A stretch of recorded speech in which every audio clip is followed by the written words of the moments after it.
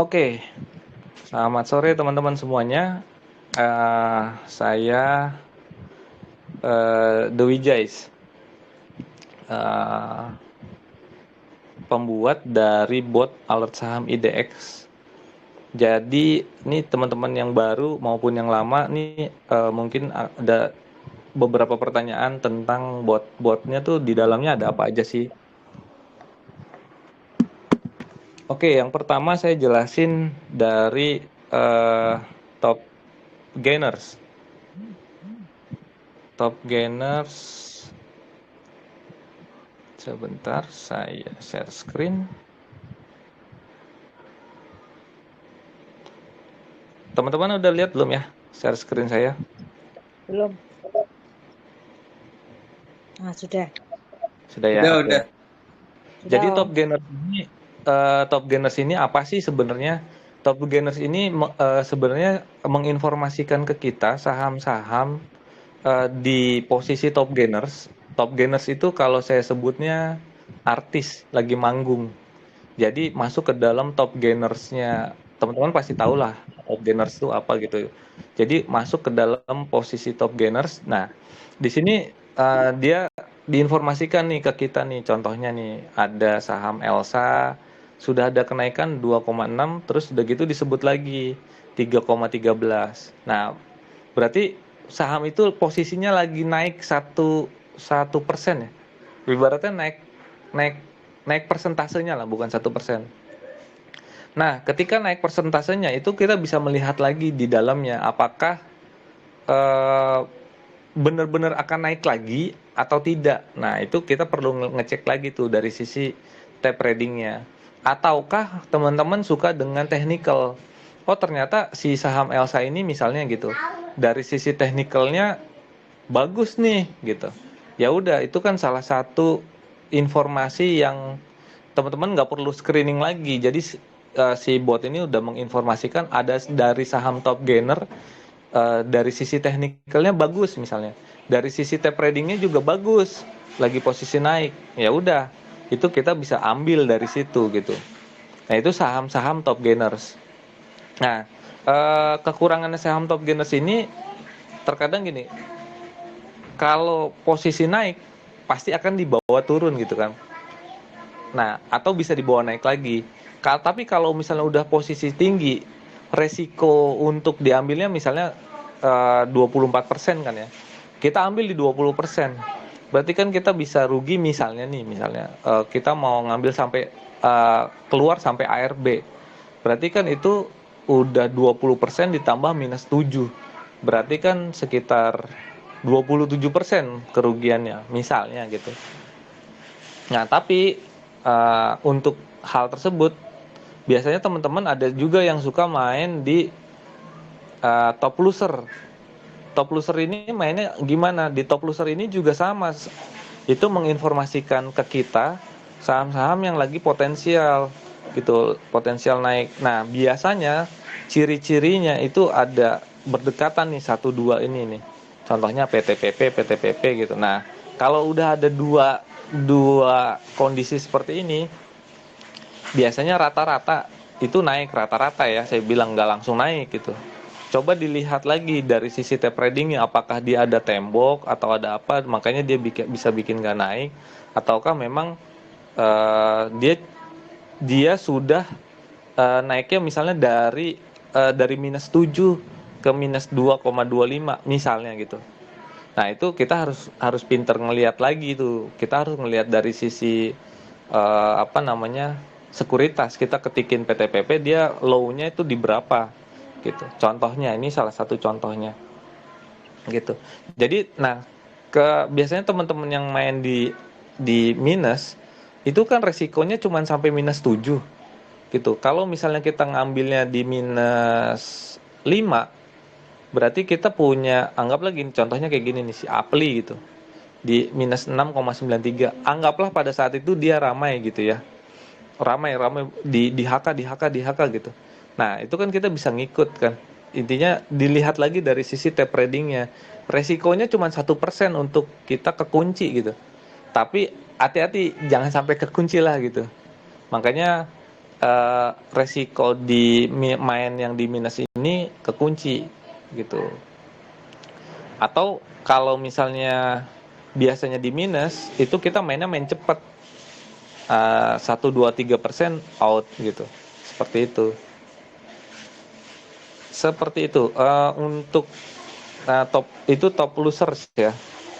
Untuk open pref itu jadi open sama dengan previous. Di sini tuh semua yang dikeluarin tuh open, saham-saham yang open sama dengan previous. Mungkin saya nggak perlu ngejelasin lagi ya open sama dengan previous itu seperti apa gitu. Tapi kalau secara gampangnya saya sebutannya itu saham hijau. Jadi ketika dia open itu sama dengan previousnya gitu. Previous kemarin itu pasti dia areanya kalau di Mirai itu kuning. Jadi ketika open sama dengan previous, dia pasti arahnya naik. Kalau dia di bawah previous, dia nggak ditampilkan di sini, nggak ditampilkan di dalam si open pref ini.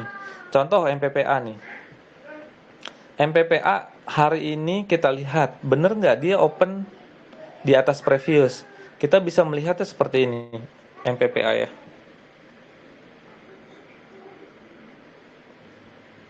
Nah, teman-teman mungkin bisa lihat nih open sama dengan previous ini. Jadi di saham ini nggak ada turun sampai ke di bawahnya previous tuh nggak ada, bisa dilihat tuh. Nah itu fungsinya si open previous, buat open previous ini. MPPA, Pico, gitu. Kalau teman-teman suka nyari yang open previous, ya nyarinya di sini open pref. Nah di dalam sini ada di open pref ini ada tanda love. Love itu apa sih sebenarnya? Love itu open sama dengan low. Coba kita lihat ya. OBMD ini dia ada tanda love-nya. Kita bisa lihat OBMD. Nah, OBMD ini ada tanda love-nya. Open sama dengan low. Open-nya 256. Low-nya 256 nih. Di day range ini itu 256 sampai 280 kan. Di sini nih di day range. Jadi open sama dengan low. Nah, jadi di dalam open previous ada open sama dengan low-nya juga gitu. Seperti itu yang untuk open sama dengan previous. Itu saham-saham hijau kalau saya sebutannya. Nah, kalau ada tulisannya di sini ada tulisan big bit gitu. MPPA big bit. Big bit itu jadi bitnya itu lebih besar daripada si overnya. Contohnya nih, ini kebetulan ya. Ini kebetulan aja si OBMD misalnya 8709 4508 gitu. Nah, jadi si bitnya itu lebih besar daripada over. Nah, itu di sini ada tulisan big bit. Ini nih, teman-teman mungkin bisa lihat MPPA pada jam 13.44 di harga 151 itu ada big bit. Nah, berarti dia total overnya itu lebih besar daripada total bitnya lebih besar daripada total over gitu. Itu di open pref. Nah, ada lagi di crowded. Crowded ini dia keramaian. Ramai, saham-saham yang ramai gitu. Nah, saham-saham ramai sama. Di sini ada open sama dengan low. Antam ini open sama dengan low nih. Kita lihat match. Match itu juga open sama dengan low. Kita lihat ya, match.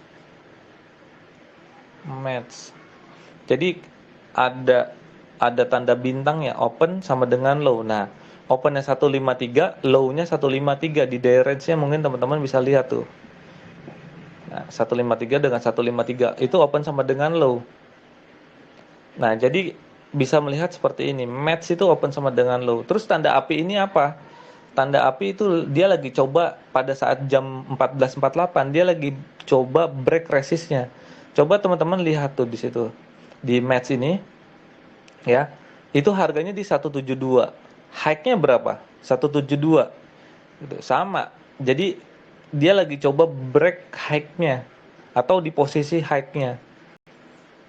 Terus pegas. Pasti sama. Semua yang muncul di sini di crowd ini pasti high, posisi pada saat high lagi coba try break resistnya. ADMR juga sama di high-nya. Nah, tinggal kita lihat dia masih di 1,71%. low-nya di 1725, sekarang di 1775, berarti kita udah naik berapa persen tuh gitu. Nah itu teman-teman harus bisa melihat itu, lihat di sisi sekuritas. Nah setelah itu di dalam yang open pref, setelah jam 5, saat ini saya bilang saat ini 15.02 gitu ya. Saat ini settingannya sudah 1 miliar.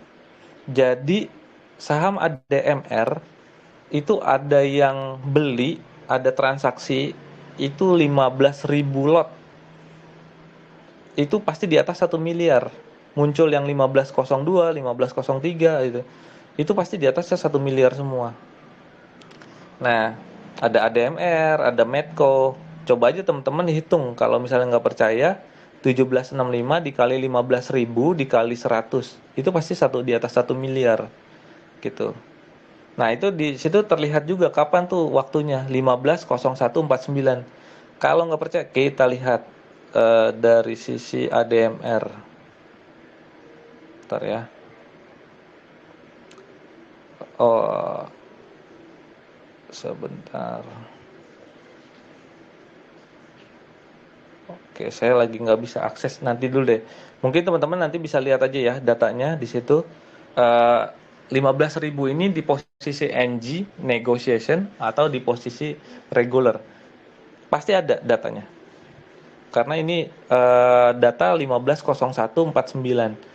Nanti teman-teman lihat aja ya, nanti kalau misalkan ada di jam 15, di atas jam 15 itu pasti muncul-muncul itu transaksi 1 miliar saat ini ya. Gitu. Oke, yang berikutnya saya nerangin tentang watchlist alert saham IDX. Watchlistnya apa sih, dia berdasarkan apa? Berdasarkan high volume dan high frekuensi. Kok begitu ya gitu? Iya, karena saat ini botnya dia nggak bisa melihat dari sisi technical. Botnya ini murni melihat dari sisi transaksi, data transaksi gitu ya. Jadi kenapa bisa cepat botnya? Ya karena nggak ngelihat dari sisi technical, dia hanya ngelihat transaksi aja gitu. Kita contohin misalnya enaknya apa ya? Hmm, contohnya di sini WMPP lah misalnya gini ya. Nah ini sebenarnya semuanya sama. Kita mau ngambil mana aja sampelnya itu sebenarnya semua sama. Contohnya WMPP. WMPP di harga 134 gitu. Kenapa dijadiin watchlist? Karena dia high volume dan high frekuensi. Gimana cara ngelihatnya? Gini cara ngelihatnya WMPP. Nih, teman-teman mungkin bisa lihat tuh di WMPP high volume, high frekuensi. Jadi dia mentok nih 748394 dengan 306. Jadi volumenya itu terbesar di hari itu dan frekuensinya terbesar di hari itu. Logiknya gimana? Logiknya ketika di hari itu volumenya terbesar dan frekuensinya terbesar, itu logiknya yaitu ada beberapa. Satu, mungkin market lagi apa? Banyak transaksi di situ gitu. Banyak transaksi, ramenya di 134. Nah, yang kedua ada yang ngumpulin di 134. Jadi ada yang ngebuang, kumpulin, buang, kumpulin. Jadi transaksi di situ aja gitu. Jadi dikumpulinnya di harga 134 gitu. Ini salah satu logiknya. Besoknya akan naik enggak? Ya besoknya ya tergantung dari market maker dan dari bandar. Tapi minimal kita sudah punya ancang-ancang kalau misalkan informasi ini benar dari watchlist ini, karena watchlist ini dasarnya apa, ngambil dari high volume dan high frekuensi yang pada saat itu hari kemarin itu terjadi gitu, atau hari ini untuk WL kemarin, WL besok gitu. Nah itu cara bacanya seperti itu gitu. Nah setelah mungkin teman-teman setelah dapat high volume dan high frekuensi, kalau misalkan memang suka ya silahkan dipakai wasilnya, kalau nggak suka ya abaikan aja gitu. Nah kalau misalkan mau teman-teman suka kombinasi dengan technical, silahkan dikombinasikan dengan technical. Mau dia contohnya di atas MA5, saya mau ngambilnya yang ada di sisi watchlist, dari watchlistnya tapi di atas MA5.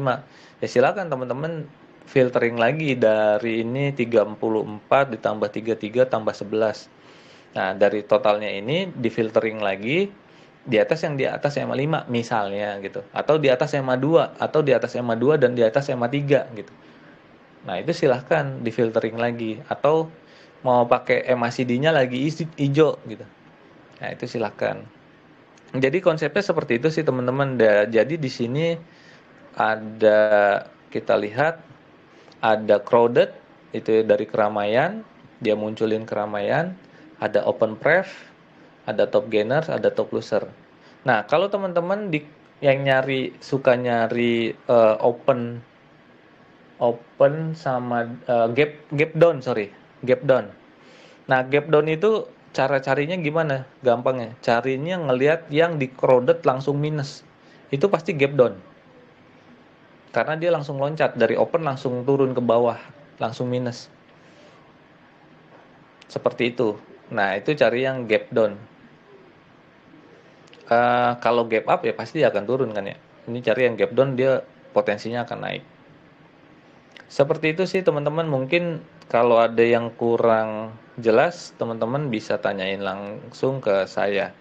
Ya, sekian ya untuk informasi. Mungkin kalau mau ada yang tanyain silahkan.